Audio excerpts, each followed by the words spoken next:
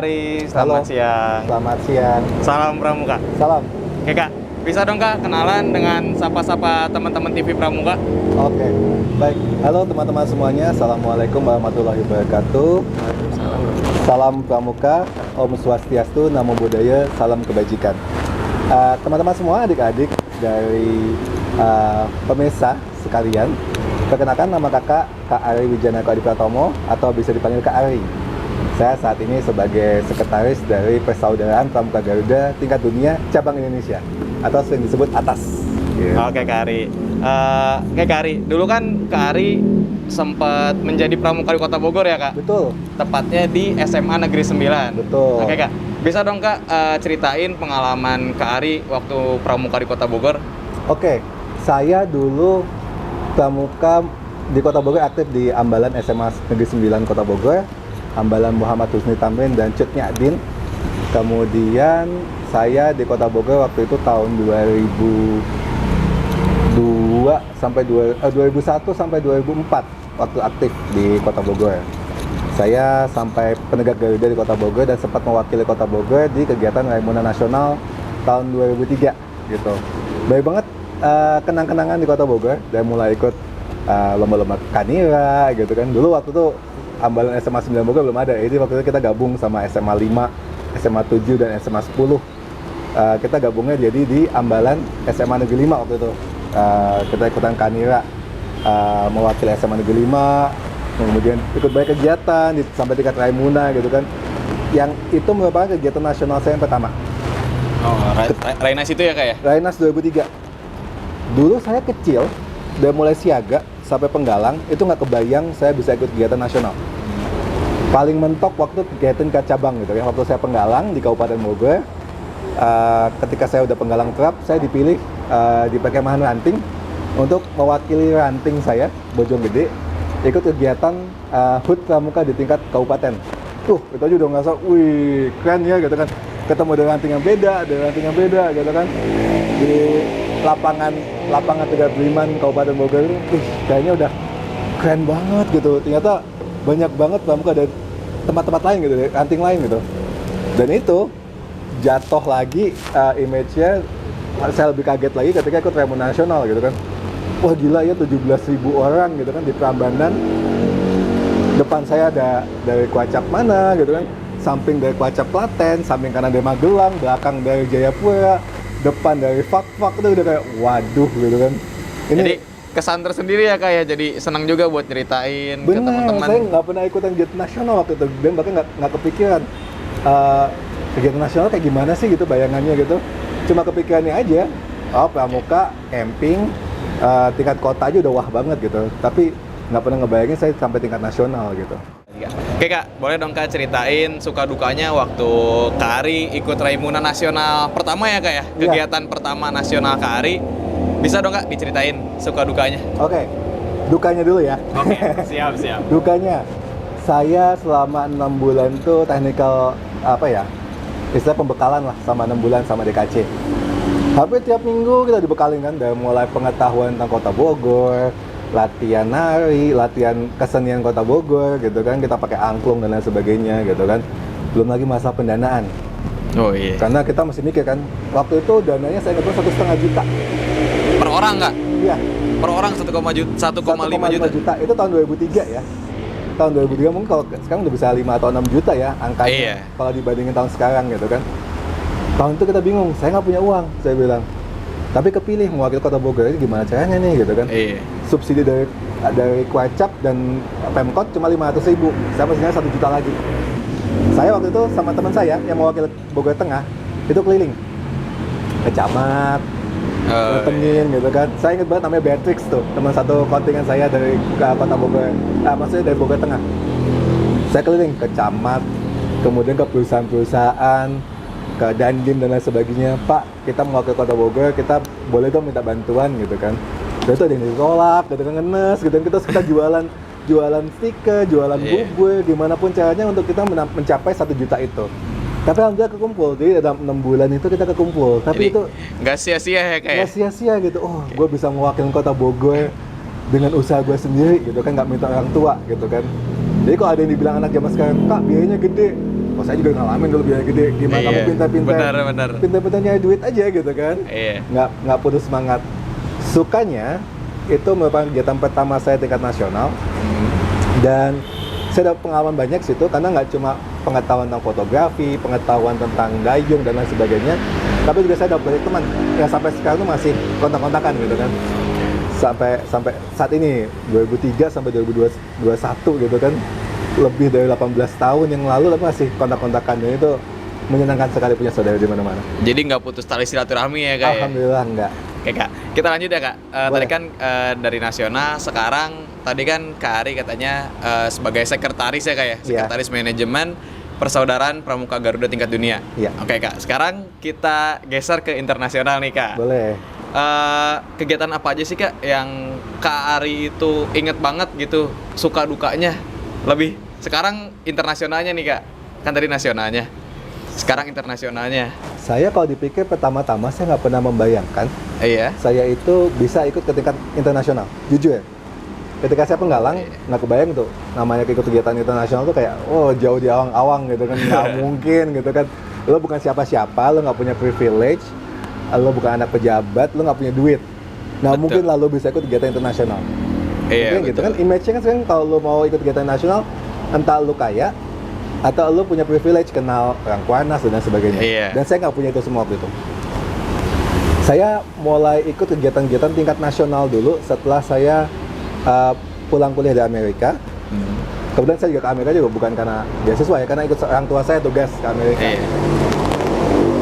Pulang dari Amerika, saya waktu itu aktif masih di gudep di Amerika. Pulang saya nggak sengaja ditarik oleh kapus Diklatnas waktu itu, Kak Joko Musito. Adik, saya tahu adik waktu itu aktif di BSA, Boy Scout of America. Boleh nggak bantuin Pusdiklat? Saya ikutan bantu Pusdiklat. Dan mulai kegiatan Wood Badge atau khusus mahir ya, pembina mahir tingkat Asia Pasifik. Saya aktif, mulai ikut bantu-bantu sebagai staff aja. Cuma di bagian administrasi aja, bantu-bantu surat, bantu-bantu kalau ada yang butuh A, butuh B, butuh C gitu kan. Saya bantu. Kemudian saya waktu itu diminta ikut, kamu kenapa nggak ikut seksi DKN? Katanya itu. Seksi DKN gitu kan. Kak, saya nggak pernah DKD. Oh iya. Paling mentok Dewan Kerja itu ranting, saya bilang gitu. Gimana kak? Oh nggak apa-apa, harus ikutan, katanya gitu. Jadi orang saya coba ikutan waktu itu, sampai tingkat DKN. Alhamdulillah lulus, gitu kan. Alhamdulillah berarti ya. Alhamdulillah lulus, gitu. Kaget juga saya ikut seleksi gitu kan. Saya nggak kenal siapa-siapa istilahnya. Cuma saya mau buktikan aja, saya bisa gitu kan. Saya minta rekomendasi ke Kota Bogor, dikasih, dari Jawa Barat dikasih, walaupun nggak pernah jadi DKD. Ikutan. Alhamdulillah lolos gitu kan. Jadi itu saya berkecimpung dari KN. Kemudian saya kenal waktu itu almarhum Kak Azul Azwar, Kak Kuarnas yang dulu. Dia ngeliat potensi saya mungkin ya. Terus saya dibilang, Dek, kamu ikutan seleksi ya Dewan Kerja tingkat Asia Pasifik, katanya. Oh kak, saya nggak mau kak, DKN aja udah kayak sebuah mimpi gitu kan, yang saya nggak pernah kepikiran lu, gue sampai jadi DKN lo gitu kan. Mentok lu cuma DKN gitu kan, lambang kita bilangnya tutup Fanta coklat gitu kan. Iya, coklat-coklat gitu kak. Nggak kebayang sampai pakai kuning gitu, nggak pernah kebayang sama sekali. Tapi ketika kepilih, saya udah mentok, udah fokus, nggak mungkin lah saya naik lagi gitu kan. Ternyata dikasih jalan. Dek, ikutan, kata Kak Azul. Oke kak, siap, saya mau ke Indonesia. Mau melawan 27 wakil dari 27 negara. Dia ada 27 calon waktu itu, dipilih hanya 6 untuk di Dewan Kerja Asia Pasifik. Entah kenapa dalam waktu 3 hari kita kayak semacam muspanitranya gitu, kita bilangnya Youth Forum di tingkat Asia Pasifik di Malaysia. Saya kepilih. Sampai dapat badge ini kan badge-nya tanda jabatan untuk anggota WASM gitu ya. Iya. Ada juga kepilih. Ada 27 saingan loh gitu kan. Dan saya nggak kenal. Kalau mau dibilang kenal, saya bukan orang Asia Pasifik waktu itu. Iya. Saya nggak kenal siapa-siapa. Kaget gak kak waktu tahu, wah saya lolos nih? Kaget juga karena itu kan sistem pemilihannya ada 2 ronde. Iya. Dia dipilih dulu, pertama 4 orang, habis itu baru dipilih lagi 2 orang sisanya. Saya kepilih di tahap pertama, jadi saya dapat suara paling banyak waktu itu. Tanpa pertanyaan masuk ke babak kedua, saya langsung kepilih. 4 orang pertama jebret masuk sama wakil dari Korea, wakil dari Thailand, sama wakil dari Singapura. Agak juga, gila ya, gue bisa masuk ke sini gitu kan. Saya waktu itu aktif tidak cuma di Dewan Kerja Tingkat Asia Pasifik, tapi juga di di WOSM Asia Pasifik bagian manajemen sumber daya keuangan. Jadi emang peran kita kayak Dewan Kerja gitu ya, mewakili suara anak muda lah di Asia Pasifik. Nah sejak itu saya aktif ikut kegiatan Asia Pasifik gitu, kegiatan internasionalnya gitu. Karena kan sebagai Dewan Kerja Asia Pasifik diminta ikutan kegiatan ini, jadi itu gitu kan. Hampir minimum setahun sekali saya pasti keluar negeri. Jadi waktu kegiatan yang pernah saya ikutin Jambore tingkat Asia Pasifik, kemudian di Korea Selatan waktu itu ada 3 rapat di Korea, 1 rapat di India, 1 rapat di Thailand, 1 rapat di Malaysia, kemudian Filipina, Nepal, ya itu aja kayaknya, sama Jepang. Banyak banget ya Kak ya. Jadi makanan itu maksudnya keluar negeri itu udah makanan sehari-hari ya Kak ya? Jadi sering alhamdulillah keluar negeri dari Thailand juga waktu itu. Alhamdulillah jadi setelah jadi Dewan Kerja Asia Pasifik jadi sering jadi keluar negeri gitu kan. Yang saya nggak pernah bayangin sebelumnya. Dan kok itu bisa gitu kan? Didanai Kak? Oh dia. Kalau di Asia Pasifik itu didanain. Jadi di Asia Pasifik jatah kita setahun sekali itu mesti datang ke rapat Asia Pasifik. Mesti Kak? Mesti didanai. Jadi misalkan rapatnya di Korea gitu ya. Ya udah mereka yang beliin tiket, dikasih uang saku, jalan. Jadi enak juga ya Kak ya? Alhamdulillah. Kita sambil belajar, sambil kegiatan juga ya Kak itu ya? di luar yang diundang oleh Kuarnasnya negara masing-masing. Waktu itu saya diundang Kuarnas Korea, kita minta tolong dong kamu untuk kegiatan Global Development Village gitu. Jadi GDV itu kayak semacam kegiatan di Jambore-nya yang memperkenalkan hal-hal yang berbau internasional gitu, kayak apa itu SDGs, Sustainable Development Goals, apa itu MDGs, apa itu kegiatan di tingkat dunia gitu kan. Jadi kita kenalin, emang yang ngisi di situ orang internasional gitu. Oh iya. Jadi saya waktu itu mimpin di Korea Selatan gitu kan. Oh ya gini kegiatan internasional kayak gini loh, kita kenalin ke anak-anak yang jadi peserta, nggak cuma dari Korea Selatan tapi dari Asia Pasifik gitu. Oh iya. Oke Kak, selama Kak Ari ikut kegiatan internasional nih Kak, pernah nggak sih Kak ngerasain kayak tradisi di Indonesia yang cita sebatas patok tenda itu Kak? Enggak sih, alhamdulillah. Tapi teman saya ada yang dari Korea sama dari Thailand tuh ada. Oke. Tapi saya nikmatinya adalah persaudaraan di tingkat internasional tuh yang benar-benar kuat banget gitu ya. Dan itu masih berjalan sampai sekarang gitu. Jadi walaupun udah lama gak ketemu gitu kan, kayak kemarin saya pengalaman udah lama saya nggak aktif di internasional kan. Kemudian sekitar tahun 2016 kan saya diangkat jadi andalan nasional. Udah lama tuh, saya pensiun dari Asia Pasifik tahun 2012. 4 tahun nggak ketemu, 2016 diminta jadi andalan nasional. Oke. Pas ketemu lagi, udah kayak, wah udah lama nggak ketemu ya gitu gitu. Dia itu masih ingat aja gitu, nasional gitu kan, seneng gitu. Atau ketika saya tugas ke tempat lain, ke luar negeri, bukan atas nama pramuka gitu kan. Kayak misalkan waktu saya ke Korea gitu kan, wah ditraktir sama Simon Lee, salah satu andalan nasional Kakwadasnya Korea Selatan gitu kan. Iya. Itu sampai ditraktir di restoran gitu, sampai satu restoran di booking buat saya tuh kayak wow gitu, persaudaraan kita tuh ternyata kuat banget ya di kepramukaan gitu, di kepanduan internasional gitu. Jadi nggak mandang negara mana ya kayak? Nggak cuma mandang dari negara mana sih, tapi nggak mandang juga usia. Kayak kalau dipikir kan beliau kan udah senior ya gitu kan.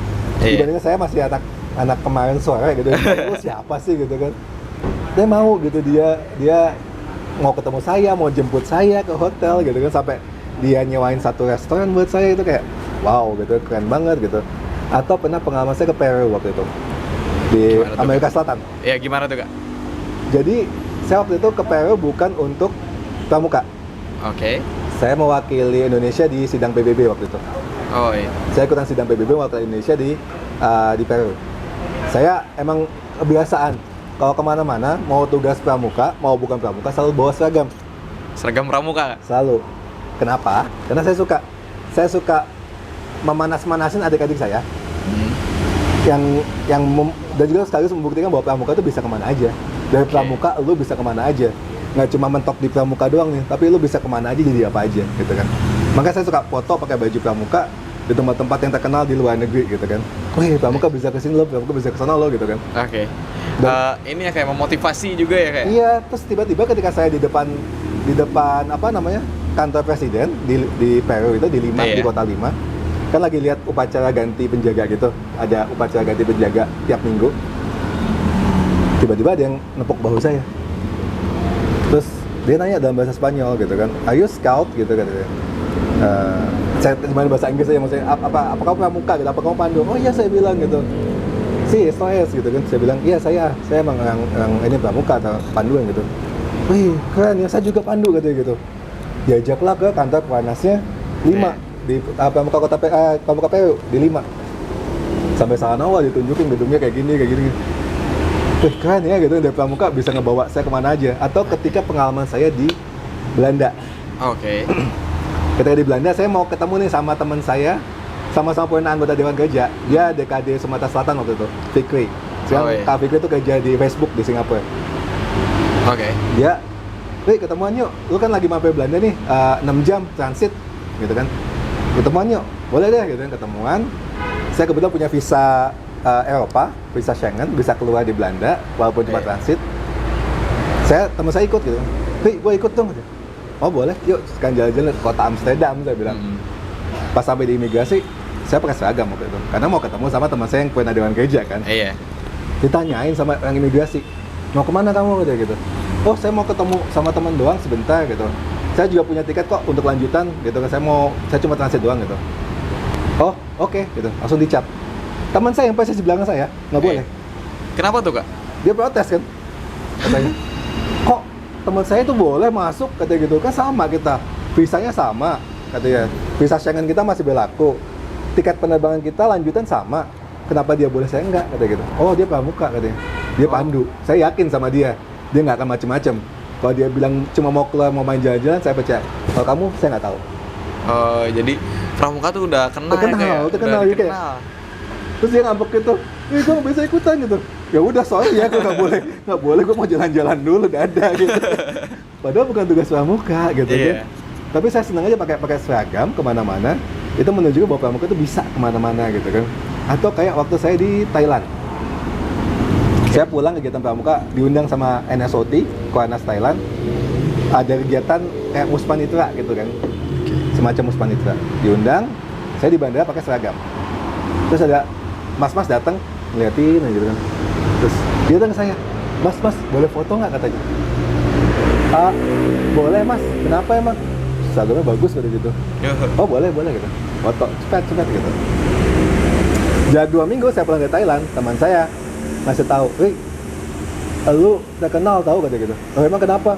"Lu di-tweet sama Indra Herlambang," katanya. "Siapa tuh?" saya bilang. Iya. "Saya nggak ikut infotainment." "Itu artis wih," kata gitu.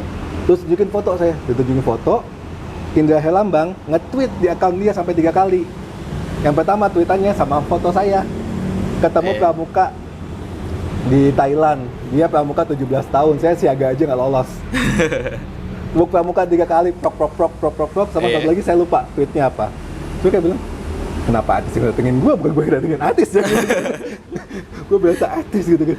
Itu tuh hal-hal yang kayak yang mungkin saya temuin kalau saya nggak pakai baju pramuka dimanapun. Gitu. Jadi identitas pertama tuh pramuka ya, Kak ya? Iya, orang bahkan di kompleks saya kenalnya bukan Pak Ari, tempat tinggal saya gitu. "Oh, Pak Ari Pramuka, oh situ rumahnya," gitu kan. Jadi buat saya pramuka itu nggak mesti pakai seragam sih, tapi saya senang aja pakai seragam mana-mana. Iya. Karena somehow saya juga dapat keistimewaan gitu dengan pakai seragam. Iya. Lewat imigrasi lolos, nggak ditanyain gitu kan. Terus macam-macam lah pengalaman unik gitu kan yang saya selalu dapat dengan seragam dibandingkan kalau saya nggak pakai seragam gitu. Iya, kan. benar. Oke, Kak. Itu kan kegiatan internasional sudah ya, Kak ya? Sekarang kita tarik ke atas. Iya. Oke, Kak. Kak Ari ini kan dinobatkan sebagai Kak Min paling ganas ya, Kak ya? Soal Paling media kejam, sosial. paling kejam ya. Paling kejam. Itu menurut Kakak anggota-anggota pramuka, apalagi Garuda, Kak, yang kurang etika di internetnya, Kak? Gimana tuh, Kak? Itu sih yang saya sayangkan dari teman-teman adik-adik yang generasi Z ya gitu kan. Semestinya dengan adanya teknologi informasi, saya berharap sih makin bagus juga cara komunikasinya. Tapi ternyata terbukti bahwa selama ini bahkan dalam hal yang simpel aja gitu kan, kayak bertanya gitu kan, itu kadang nggak memperhatikan etika gitu kan, tanpa memperkenalkan diri dulu, tahu-tahu tanya A, tanya B, tanya C gitu kan. Saya selalu analogiin gini deh, kamu datang ke rumah orang yang nggak dikenal, Iya. tanpa ketok pintu, masuk ke rumah, terus teriak, woi, gua mau ini, gitu kan. Bayangin kalian posisi kalian dalam rumah gitu kan, kalian Iya. punya rumah gitu kan. Lalu siapa gitu kan, mau ngapain gitu kan. Kita nggak tahu apa-apa, saya bukan paranormal, saya bilang. Iya. Yang tahu kalian pengen apa, mau ngapain, mau tanya apa, tiba-tiba masuk ke rumah teriak-teriak. Assalamualaikum dulu kayak gitu kan, istilahnya kan gitu. Iya. Itu baik banget nih kayak gitu, yang DM ke saya sebagai admin Atas Indonesia, tiba-tiba, Kak mau gabung. Apalagi kalau kadang akunnya itu namanya bukan nama asli ya. Kayak misalkan, aku sayang dia selamanya gitu kan. Aduh. Ini siapa, dari mana gitu. Apalagi kalau dia Garuda, ini buat saya pertanyaan besar gitu kan. Sebetulnya kalau di tempat lain selain di Kuacap yang saya tahu gitu, gimana sih seleksinya kok bisa lolos gitu Pramuka Garuda. Padahal buat saya Pramuka Garuda itu bukan sebuah predikat, tapi itu adalah sebuah tanggung jawab dan beban. Oke. Ketika kamu jadi Pramuka Garuda, kamu mesti membuktikan bahwa kamu adalah lebih baik dari teman-temannya, bahwa kamu adalah lebih pintar dan yang paling baik di golongan kamu dibandingkan teman-teman yang lain bukan Garuda. Oke, jadi Gitu. kalau misalkan kita sudah jadi Pramuka Garuda itu harus bisa mencontohkan yang baik dan benar ya Kak ya. Buat saya itu tanggung jawab seumur hidup sih, jadi Pramuka Garuda. Jadi benar ya Kak, sekali Garuda tetap Pramuka Garuda. Iya, Setia siap sedia. dimanapun itu, pakai seragam nggak Oke. pakai seragam. Oke. Jadi kok ada, saya suka tegur gitu kadang. Ada, kalau saya lihat gitu, ada anggota pramuka, pakai pakaian lengkap. Wah, pakai baret, selempangnya banyak TKK-nya gitu. Naik motor nggak pakai helm. Aduh. Saya berhentiin sekali, saya bilang, kamu anggota pramuka? Siap kak. Helm kamu mana? Saya bilang. Kamu pramuka Garuda lagi? Malu atuh, saya bilang. Kakak siapa? Oh, kamu nggak perlu tahu saya siapa. Saya bilang. Saya cuma orang biasa yang mau negur kamu. Karena kamu pramuka Garuda, jangan saya malu-maluin kamu pramuka Garuda. Saya bilang. Oke. Kamu nggak pakai helm. Ya, tapi kan kakak juga bukan pembina saya bukan pembina kamu, saya bilang. Cuma saya punya hak untuk ingetin kamu. Saya juga pramuka Garuda, saya bilang. Oh iya kak, siap kamu. Ada helm nggak?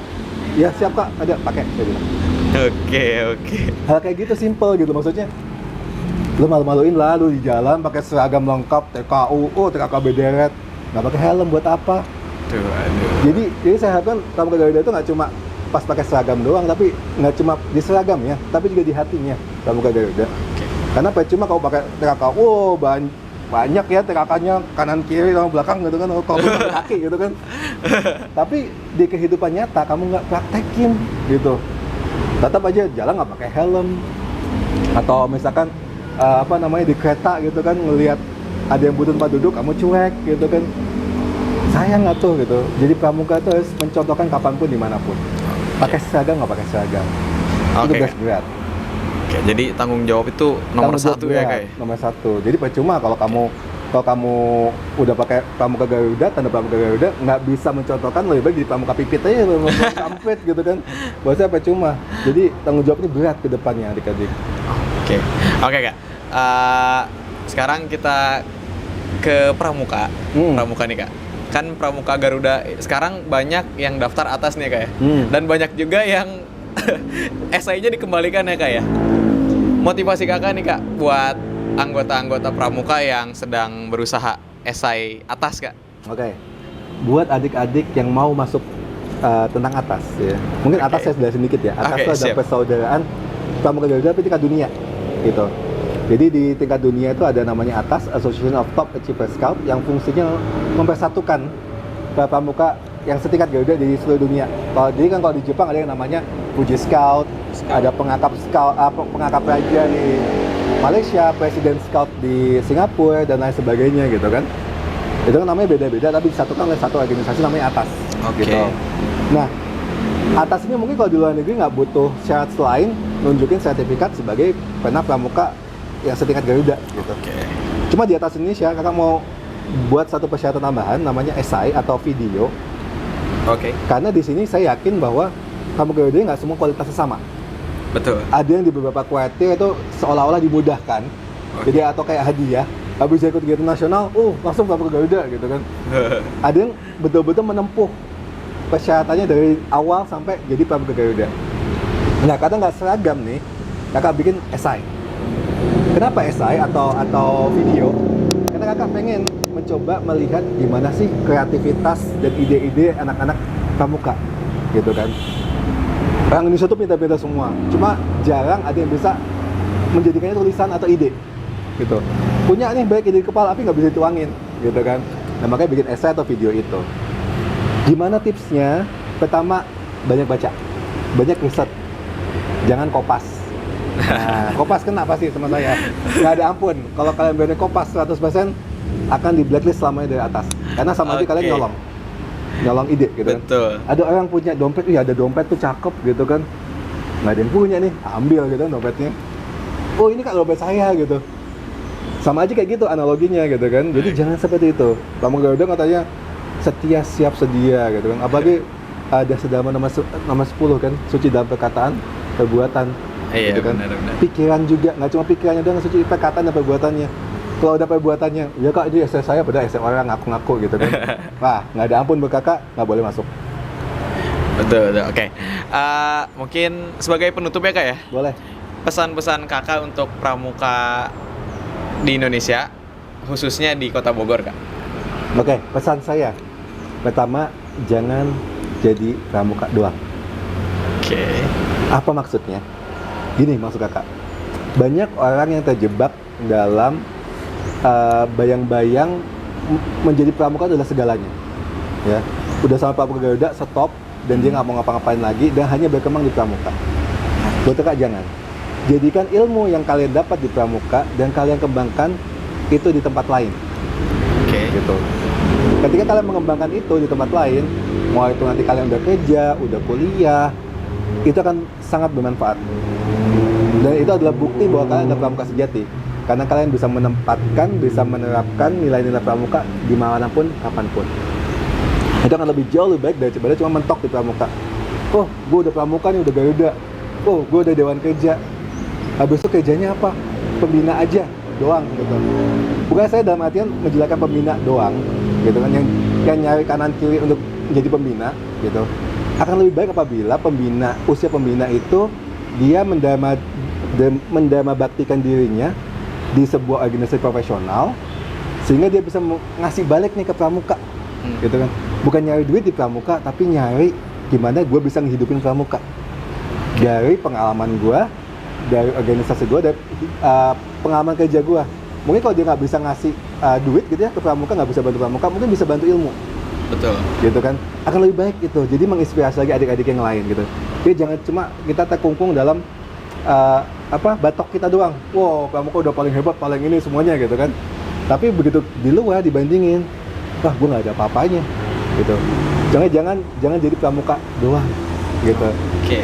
Tapi ambillah ilmu yang kalian dapat di pramuka, kembangkan di tempat lain dan jadilah orang yang berguna untuk diri sendiri dan orang lain. Oke, siap. Mungkin cukup ya Kak Ari. Baik, terima kasih. Oke, terima kasih Kak Ari atas waktunya. Selamat sore dan salam pramuka. Salam. Terima kasih teman-teman semuanya, sukses selalu dan mohon maaf apabila ada kata-kata yang kurang berkenan. Wassalamualaikum warahmatullahi wabarakatuh. Waalaikumsalam.